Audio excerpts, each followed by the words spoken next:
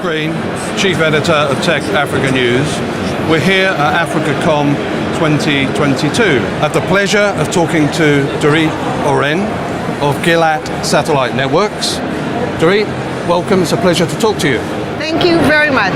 I'm very happy to be here, and thanks for having me for this interview.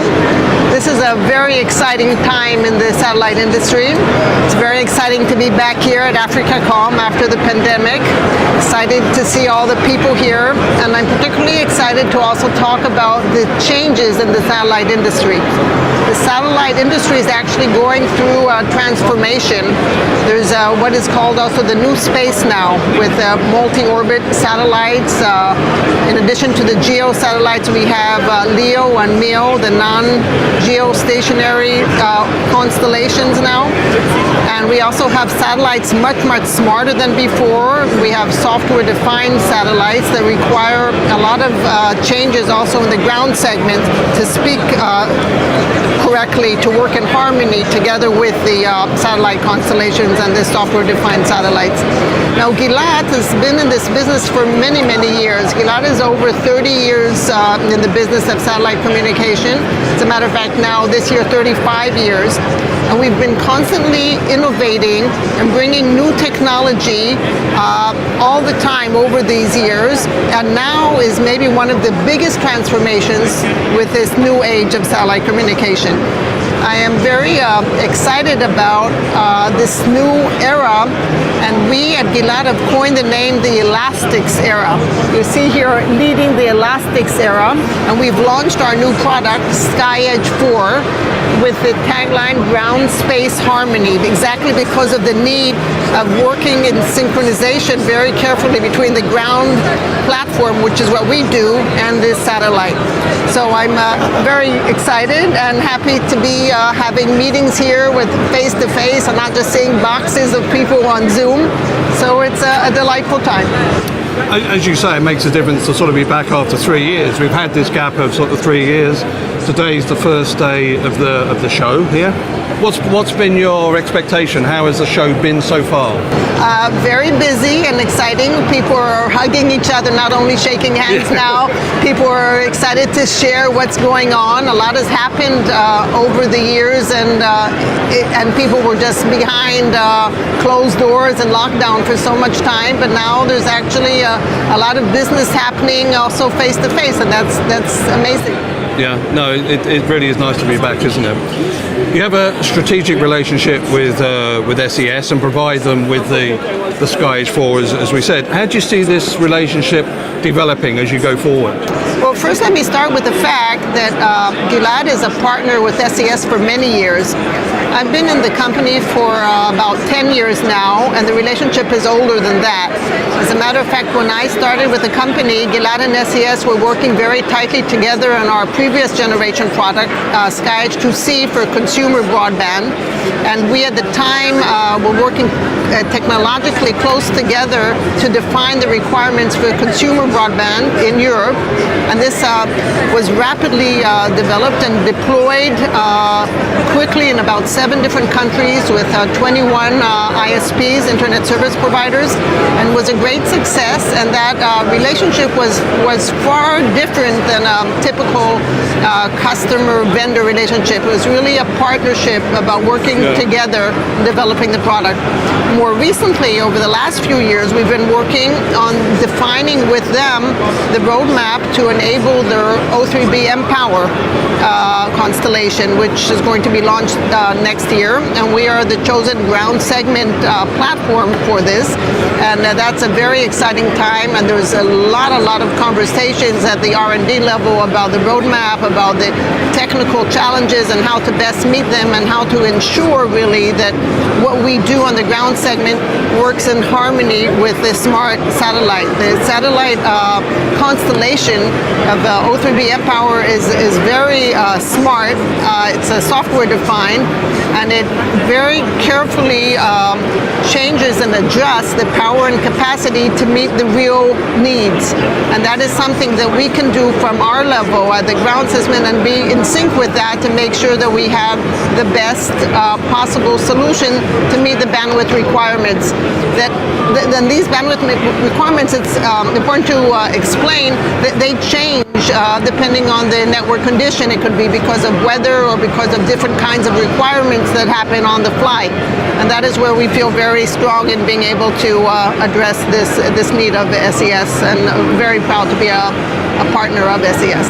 Oh, that's good. It's it's always good when a relationship and a partner relationship works very well together. Yeah, as a matter of fact, they have here on the floor a booth, or they call it a coffee shop, and I saw to my delight our product over there displayed. It's called Aquarius. That's a modem of the SkyEdge 4 system, and it's already displayed now in their booth. So yes, it is a very close relationship.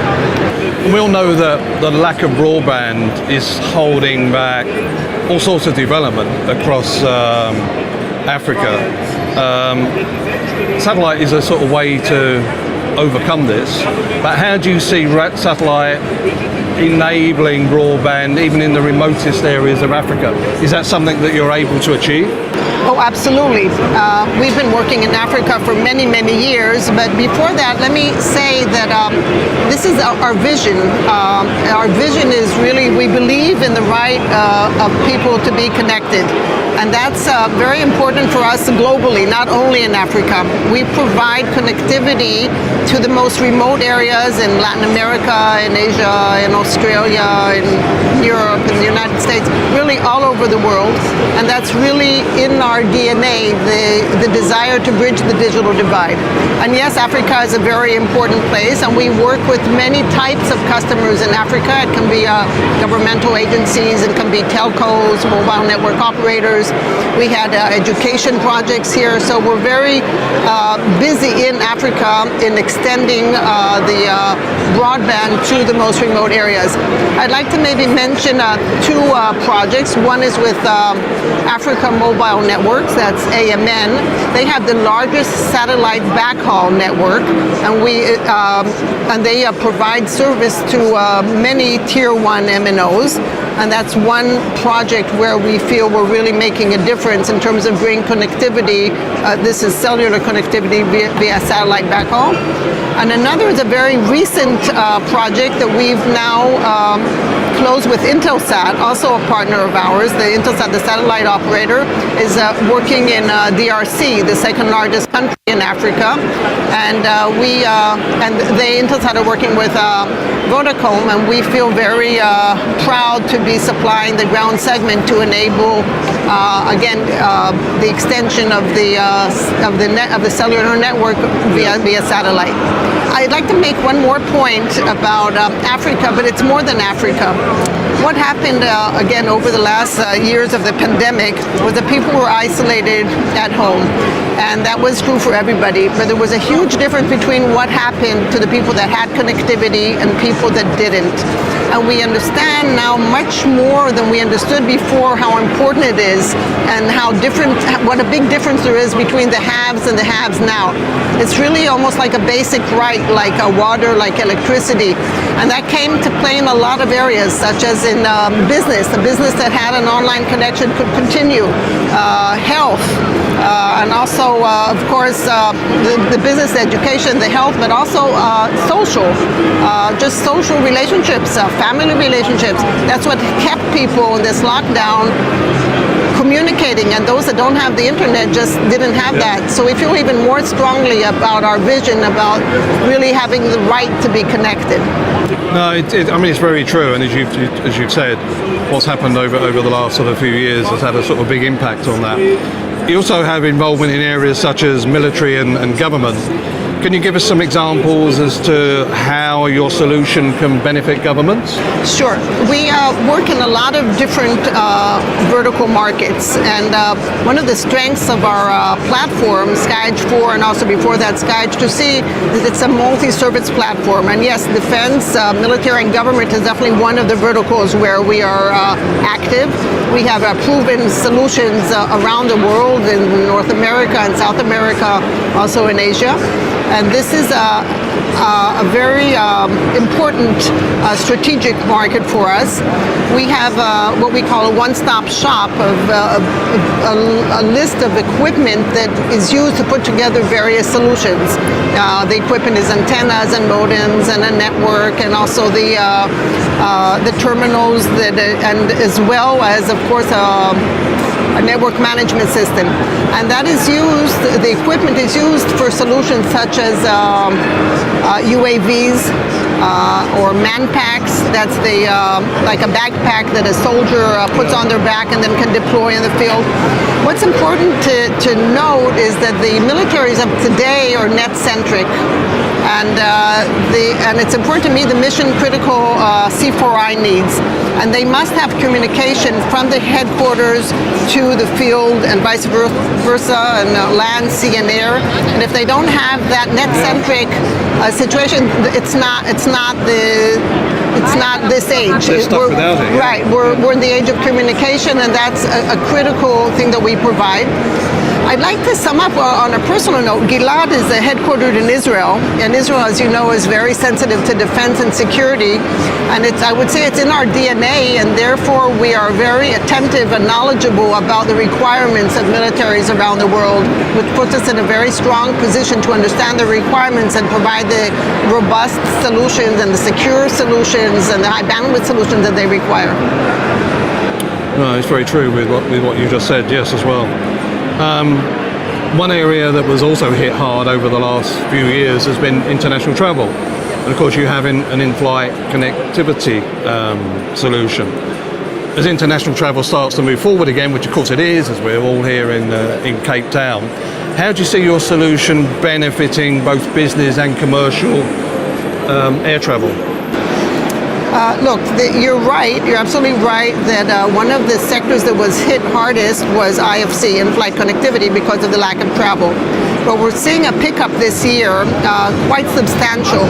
We have one of the largest IFC networks with Intelsat Aviation that used to be GoGo, was Intelsat Aviation acquired GoGo, and that's one of the largest networks worldwide to provide in-flight connectivity. And we had orders of multi-million dollar orders from Intelsat to extend that network, also in North America, also in Japan and into Asia. So we're definitely seeing that pick up. And the pickup, we believe, of the IFC is not just that it's going back to normal, but we feel that it's going to be much stronger. There's a lot of opportunity there for probably two reasons. The first reason is that, again, because of the pandemic, people got used to always-on connectivity, those that have the connectivity. And all of a sudden, when they go on a plane, what does it mean 4 hours or 5 hours I can't be connected? And they're expecting that connectivity. So that, of course, is boosting the market for in-flight connectivity, which of course is additional business for us, as we have a modem on every airplane that provides us in-flight connectivity. And the other boost to this market is the free Wi-Fi. We see competition between the airlines on the service they provide. We don't work directly with them, we work with the service providers, but of course the service providers are busy trying to provide this internet to the airplanes for a differentiator. And we see that the Wi-Fi need is very strong now, not only with the business people, but also with the consumers. The consumers want to be downloading, just regular passengers. They want to be downloading their favorite movie or their favorite blog, or they want to be uploading a chat with their grandchild or with their spouse. So we see a lot of consumer travelers also interested, and which is again boosting up the market for in-flight connectivity. I want to say something else about IFC. We also have an antenna, an electronically steered antenna, ESA. And that is something that we've been working on for many years. And over the last 5 years, we were part of the European Commission, the Horizon 2020 vision, the Clean Sky 2 project. And we've been working with Airbus to embed our ESA into that airplane in order to allow connectivity in flight with that terminal of ours with the ESA. And this 5-year project just came to a very successful end this year with a flight test on the, I think it's called a C295 the test bed of Airbus, and it was using our Taurus modem and our Sky 2C platform on the ground. And we were very pleased with the results of a very successful milestone of the 5-year project. Okay, that's good. Yeah. So Doreet, thank you very much for a very interesting conversation and discussion. Much appreciated. It'd be useful to keep in touch with you and see how things progress, particularly with the digital divide in Africa, because it's important to everyone. But thank you very much for your time. Thank you very much for having me. I enjoyed talking to you. You're welcome. I'm Chris Green for TechAfrica News here at AfricaCom 2022. For more live interviews and discussions, you can go to our website, techafricanews.com.